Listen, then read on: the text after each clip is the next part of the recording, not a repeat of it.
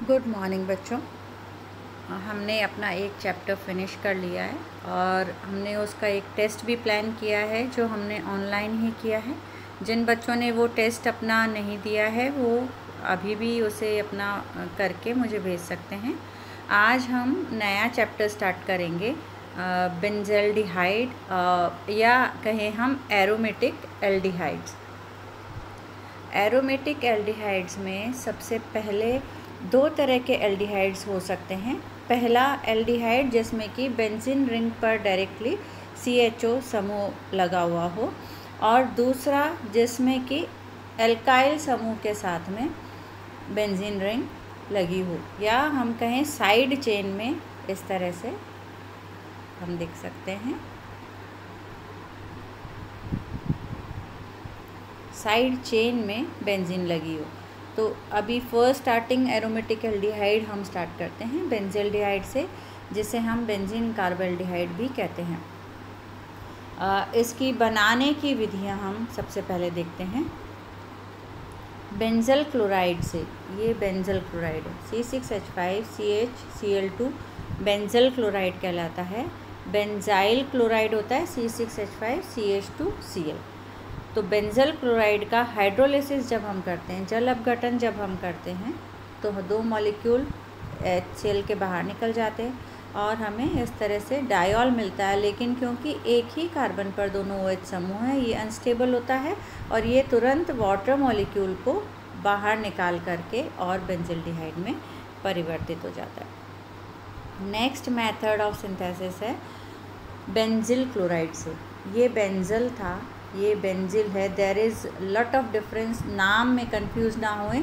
Benzyl का मतलब CHCl2 है बेंजीन रिंग पे, और बेंजिल का मतलब है CH2Cl। तो बेंजिल क्लोराइड का जब हम हाइड्रोलिसिस करते हैं तो हमें फर्स्ट स्टेप में अल्कोहल मिलता है, और इसका फिर हम आगे फर्दर रिडक्शन करें तो हमें ऑक्सीडेशन करें तो हमें ऑक्सीकरण में हमें ध्यान है CH2OH हम पहले पढ़ चुके हैं कि कोई भी अगर CH2OH समूह है और उसका ऑक्सीकरण किया जाता है तो फर्स्ट स्टेप में ये एल्डिहाइड में बदलता है, और फर्दर ऑक्सीडेशन करने पर ये कार्बोक्सिलिक समूह में बदल जाता है। ये हम पहले देख चुके हैं। तो यहाँ पर हम इसका ऑक्सीकरण करते हैं in presence of copper nitrate, तो हमें बेंज़ल्डिहाइड प्राप्त होता है। इसके बाद नेक्स्ट मेथड ऑफ सिंथेसिस देखें हम, इसे कहते हैं हम टॉलुइन। टॉलुइन की जब हम फर्स्ट स्टेप में एसिटिक एनहाइड्राइड से क्रिया करते हैं तो दो समूह एसीटेट के यहाँ पर लग जाते हैं। अब इसमें हमें क्रोमिक एसिड स्ट्रॉन्ग उत्प्रेरक की आवश्यकता पड़ती है, क्योंकि किसी भी CH3 समूह को इसमें बदलना आसान नहीं होता। इसलिए हम क्रोमिक एसिड एज हमारा उत्प्रेरक या इंटरमीडिएट हम कहें वो हम ले लेते हैं, कैटलिस्ट ले लेते हैं, और एसिटिक एनहाइड्राइड से हम इसकी क्रिया कराते हैं। तो फर्स्ट स्टेप में हमें डाई एसीटेट मिलता है, और इसके बाद इसका जब हम हाइड्रोलिसिस करते हैं तो एक मॉलिक्यूल फॉर्मल्डिहाइड और दो मॉलिक्यूल हमें एसिटिक एसिड के मिल जाते हैं। नेक्स्ट मेथड ऑफ सिंथेसिस आप देखें। नेक्स्ट मेथड ऑफ सिंथेसिस, अगर हम सेम रिएक्शन में यहाँ पर हमने H2SO4 और MnO2 कैटलिस्ट लिया है तो टॉलुइन से हमें बेंज़ल्डिहाइड प्राप्त होती है। इसके बाद नेक्स्ट रिएक्शन है एटार्ड रिएक्शन। नेम रिएक्शन है, ज़्यादातर जितनी भी नेम रिएक्शंस हैं वो उनको खोजे जाने वाले साइंटिस्ट के नाम पर ही रखी गई हैं। एटार्ड रिएक्शन में हम क्रोमिल क्लोराइड की रिएक्शन कराते हैं, और हम जो सॉल्यूशन लेते हैं वो CClO4 सॉल्यूशन लेते हैं, उसमें हम अभिक्रिया कराते हैं -, डिग्री पर। ये देखिए आप 30 से 40 डिग्री सेंटीग्रेड पर हम, यानी कि लो टेम्परेचर पर इसकी अभिक्रिया होती है, माइनस तो नहीं, लो टेम्परेचर पर हम इसकी अभिक्रिया कराते हैं। तो हमें आप देख सकते हैं क्रोमिल क्लोराइड से अभिक्रिया करने पर फर्स्ट स्टेप में ये हमें एडक्ट मिलता है, यानी फर्स्ट स्टेप में हमें एडक्ट मिलता है ये दिखाई दे रहा है आपको। और नेक्स्ट स्टेप में हम जब इसका हाइड्रोलिसिस करते हैं तो हमें बेंजिल्डिहाइड और क्रोमिक हाइड्रोक्साइड और HCl मिलता है। ये अभिक्रिया हम और दूसरे एल्डिहाइड प्राप्त करने के लिए भी कर सकते हैं। जैसा हमने पहले देखा, एक एल्डिहाइड वो है जो बेंजीन रिंग पर सीधे लगे हुए हैं और एक एल्डिहाइड वो है जो बेंजीन पर साइड चेन पर लगे हुए थे। तो साइड चेन अगर हमें प्राप्त करनी है सेम रिएक्शन में, तो हम जो इनिशियल हमारा रिएक्टेंट है वो दूसरा ले लेते हैं, तो हमें साइड चेन के साथ में प्रोडक्ट मिल जाता है। नेक्स्ट है oxidation of toluene in presence of catalyst और टेम्परेचर। MnO2 ZaO2 ये कैटलिस्ट हैं जिनको हम 500 डिग्री तक गर्म करते हैं साथ में मिला करके। जैसा मैंने पहले कहा कि CH3 ग्रुप बेंजीन पर काफ़ी स्थायी होता है, तो इसकी अभिक्रियाओं को करने के लिए हमें थोड़ी सी कंडीशंस जो है वो हार्श लेनी पड़ती है, यानी ताप, दाब, उत्प्रेरक आदि की उपस्थिति में अभिक्रियाएं पूर्ण होती हैं। तो यहाँ पर हम देख सकते हैं ऑक्सीडेशन किया है, सेम प्रोसेस, हमने कैटलिस्ट लिया है तो हमें बेंजिल्डिहाइड प्राप्त हो रहा है। इसके नेक्स्ट हम आगे चलें। सेम प्रोसेस हम कर सकते हैं इन लिक्विड स्टेट ऑक्सीडेशन में। ये यहाँ पर आपको दिखाई दे रहा है, हमने ये 65% लिया है, टेम्परेचर हमने कम रखा है और कॉपर सल्फेट हमारा कैटलिस्ट है, तो हमें बेंजिल्डिहाइड प्राप्त हो रहा है। अभी इससे पहले हम गैटरमैन एल्डिहाइड सिंथेसिस पिछले चैप्टर में देख चुके हैं। यहाँ पर गैटरमैन कोच एल्डिहाइड सिंथेसिस एक रिएक्शन है जो साइंटिस्ट के नाम पर ही है। देखते हैं, इसमें हम फर्स्ट स्टेप में कार्बन मोनोऑक्साइड और HCl की रिएक्शन के द्वारा ये COHCl का प्रोडक्शन करते हैं, इसे बनाते हैं और फिर ये मॉलिक्यूल आगे AlCl3 से रिएक्ट करके, अभी हम मैकेनिज़्म पूरा देख लेते हैं। कार्बन मोनोऑक्साइड इस तरह से रेजोनेंस में होता है, तो जब इसमें हम HCl डालते हैं तो हमें ये प्रोडक्ट अपने आप स्वतः ही मिल जाता है कार्बन मोनोऑक्साइड के साथ में। फिर इसको हम AlCl3 से अभिक्रिया कराते हैं तो ये हमें कार्बोनियम आयन मिलता है। दिस इज़ कार्बोनियम आयन, या इसे हम कहें इलेक्ट्रोफाइल।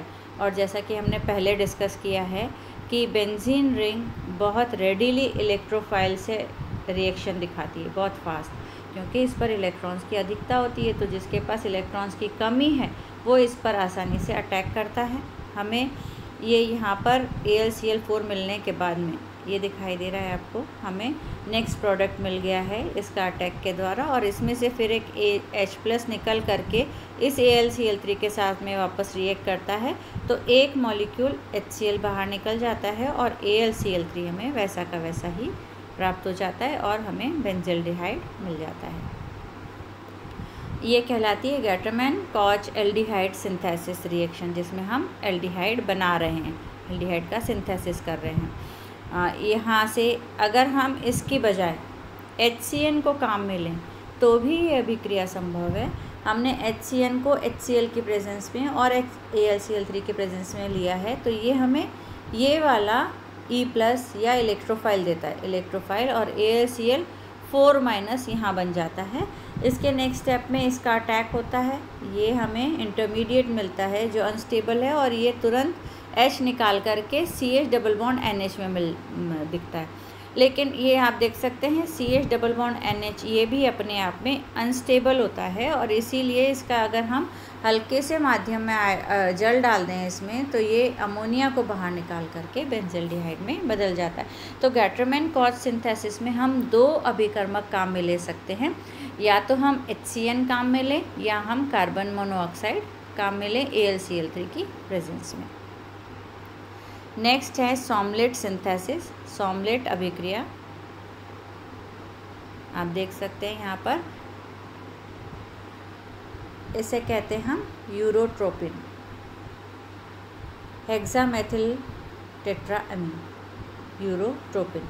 तो यूरोट्रोपिन की जब हम बेंजिल क्लोराइड से, ये बेंजिल है, benzyl is CHCl2, benzyl is CH2Cl benzene ring पर, बेंजिल क्लोराइड से जब हम यूरोट्रोपिन की अभिक्रिया कराते हैं तो फर्स्ट स्टेप में हमें इथेनॉल हमने माध्यम लिया है, ये प्रोडक्ट मिलता है और नेक्स्ट स्टेप में इसका हाइड्रोलिसिस करने से हमें बेंजिल्डिहाइड प्राप्त हो जाता है। ये कहलाती सॉमलेट सिंथेसिस रिएक्शन।